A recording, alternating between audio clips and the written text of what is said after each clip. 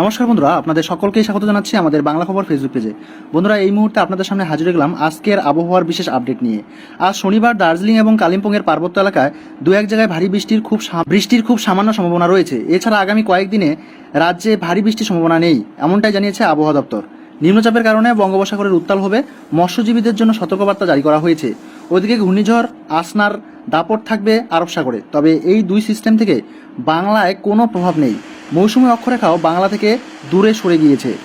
আজ শনিবার মূলত পরিষ্কার আকাশ, কোথাও সাময়িকভাবে আংশিক মেঘলা আকাশ হতে পারে। বজ্রবিদ্যুৎ সহ কয়েক জেলায় বৃষ্টির সামান্য সম্ভাবনা রয়েছে। উপকূল ও সংলগ্ন জেলায় বিক্ষিপ্তভাবে বজ্রবিদ্যুৎ সহ বৃষ্টির সম্ভাবনা থাকলেও ভারী বৃষ্টির সম্ভাবনা আপাতত নেই বললেই চলে। উত্তরবঙ্গে উপরের 5 জেলায় বিক্ষিপ্তভাবে বজ্রবিদ্যুৎ সহ বৃষ্টি হবে। আগামী 24 ঘন্টায় পার্বত্য কালিম্পং জেলায় ভারী বৃষ্টির সামান্য সম্ভাবনা রয়েছে। কলকাতায় আজ শনিবার সকালে রোদ ঝলমলে পরিষ্কার আকাশ, পরে কখনো আংশিক মেঘলা আকাশ হতে পারে। 2-1 পশলা হালকা বৃষ্টির সামান্য সম্ভাবনা রয়েছে। ভারী বৃষ্টির কোনো সম্ভাবনা নেই আগামী কয়েকদিন। চড়া রোদ ও সঙ্গে আর্দ্রতাজনিত অস্বস্তি বাড়বে।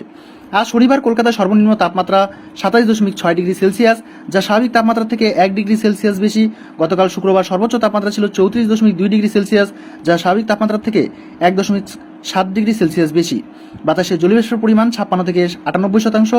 আগামী 24 ঘন্টায় কলকাতা শহরের তাপমাত্রা থাকবে 27 থেকে 34 ডিগ্রি সেলসিয়াসের মধ্যে।